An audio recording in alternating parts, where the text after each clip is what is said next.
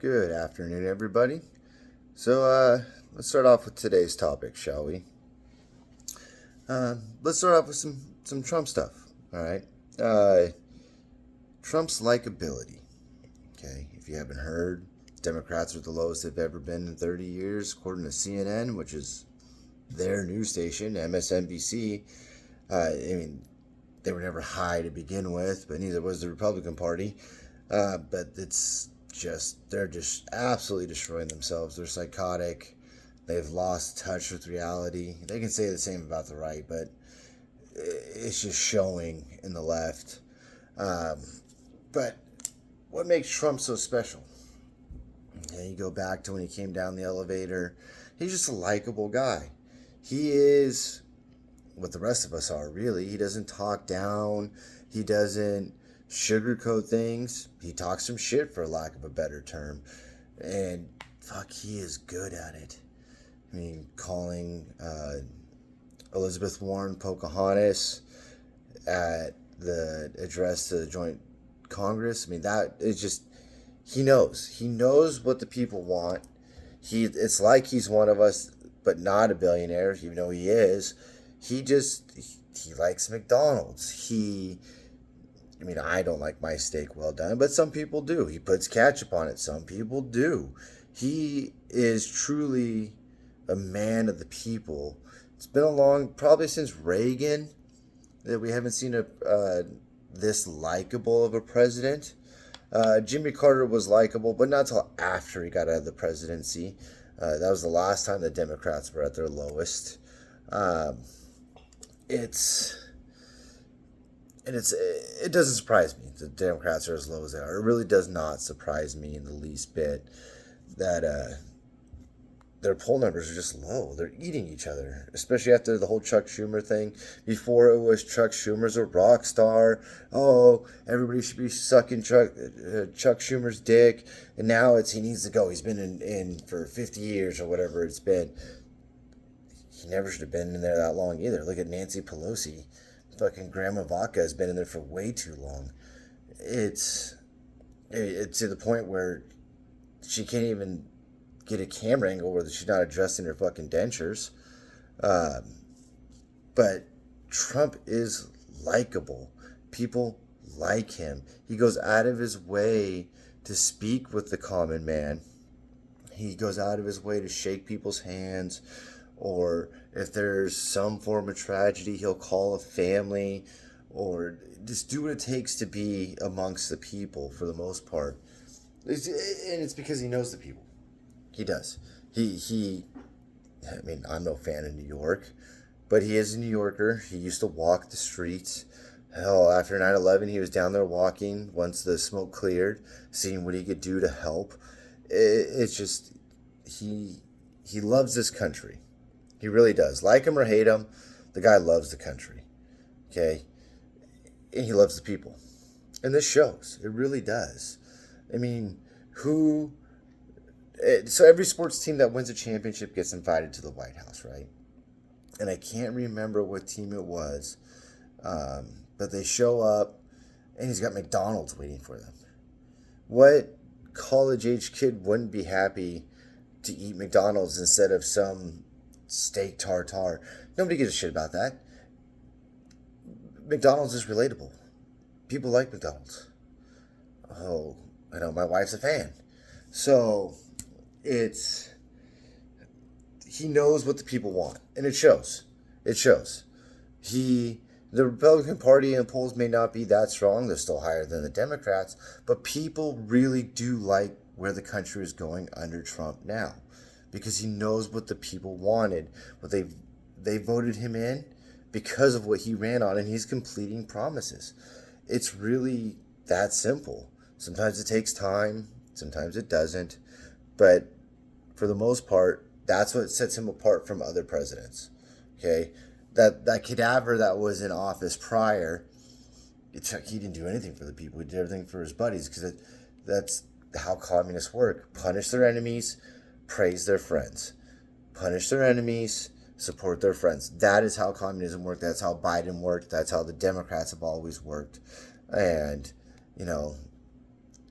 And a lot of it too is the truth's coming out. The truth is coming out. The price of eggs are going down. That's all the Democrats had to scream about for the first few months, because shit takes time. We talked about this already. And now they're just back to calling him Hitler. Same with Elon. Somehow he got the world's richest man to work for him for free to help bring down prices. And it's working. It really is working.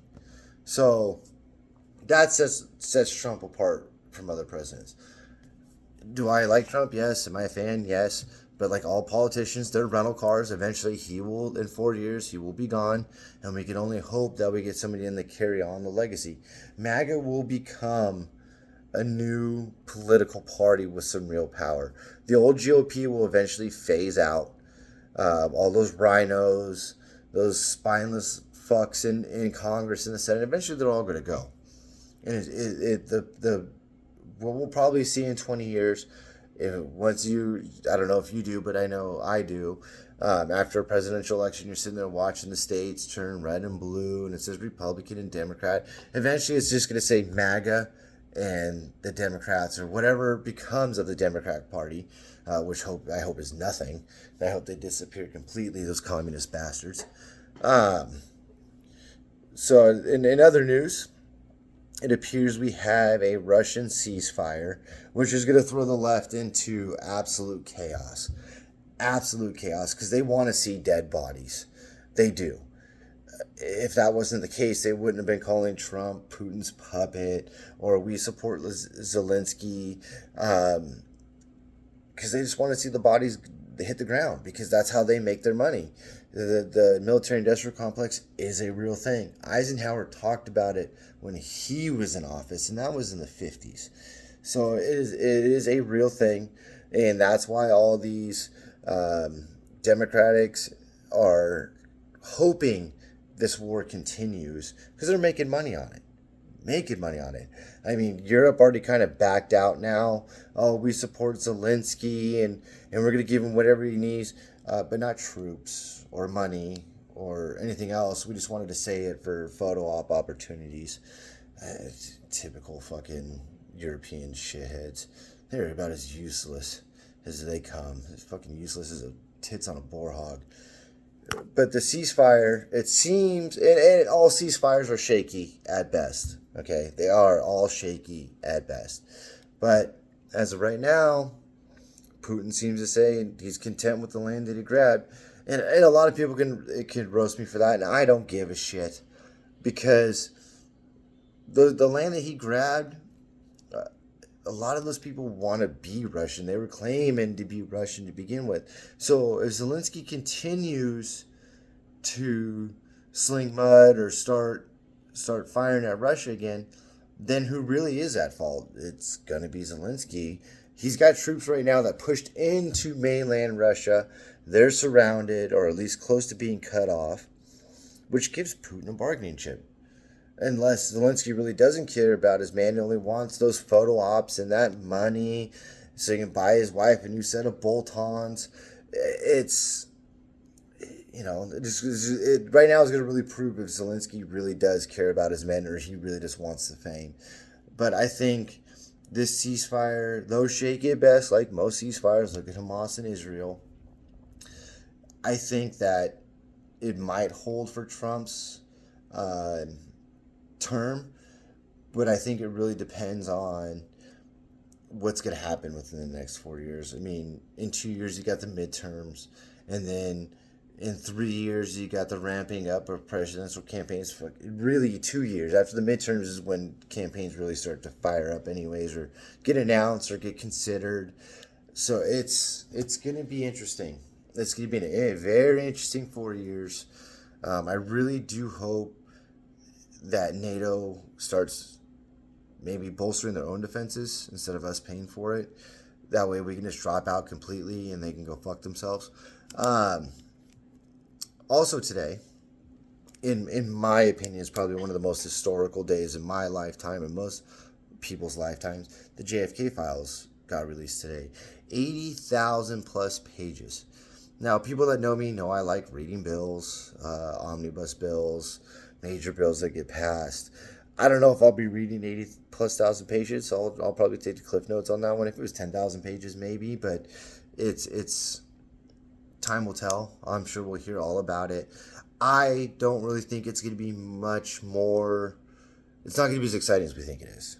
I want it to be, okay, but it's not going to sit there and say the CIA director pulled the trigger himself and killed JFK.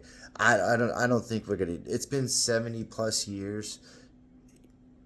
If the American government did do it because JFK really wanted to tear down the CIA, I think they would have done a good job of covering their tracks after 70 years. But hey, time will tell. I mean, who knows? I'm sure somebody will put it into Grok on X and get a Cliff Notes, but I think it might be studied for decades to come. I really do. 80 plus thousand pages. I think it's going to get studied. Will we get anything out of it? Who knows? Like I said, time will tell. Time will absolutely tell. But it is historical nonetheless. The whole JFK thing was pretty much the downfall of the American government goes as far as trust. Since then, the American people haven't really had that much faith in their presidents or their government, for that matter. At any point, it could have been released. It could have, but it never was. Tim Pool famously says the president gets in, says they want to release the files, and the CIA walks in and shows him a picture of JFK and goes, "Do you want to be next?" And that's probably why we never got it. Seeing how Trump was almost the next JFK, I don't think he gives a shit. Otherwise, why would he put RFK in charge of health and human services? I mean, he does have some points, but I mean, I'm not a huge RFK fan by any means. I don't trust him. But as far as the health stuff goes, yeah, I mean, he's going to do stuff I don't like. He's going to do stuff I do like. I've heard him speak a couple times. It is hard to listen to him speak, though, because of the whole throat thing. But when I do get to sit down and actually listen to him talk, if you ignore the fact that he struggles while speaking, he really does make some decent points. Like Trump said, I wouldn't put him in charge. I'm not going to listen to him when it comes to energy or other things, but for health, yeah, why not? I mean, he does make some good points. Even though the left freaked out about it. Oh, he's going to ban vaccines. I haven't seen one banned yet.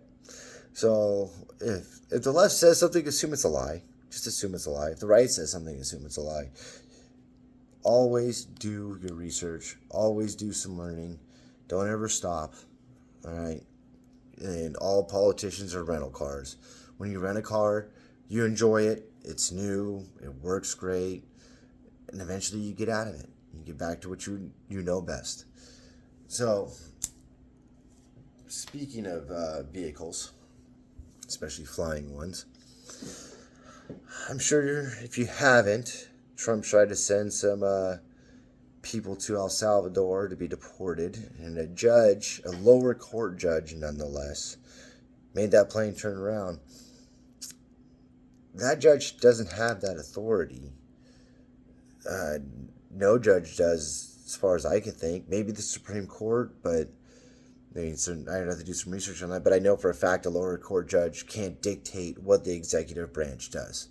They cannot dictate what the executive branch does. There was a saying by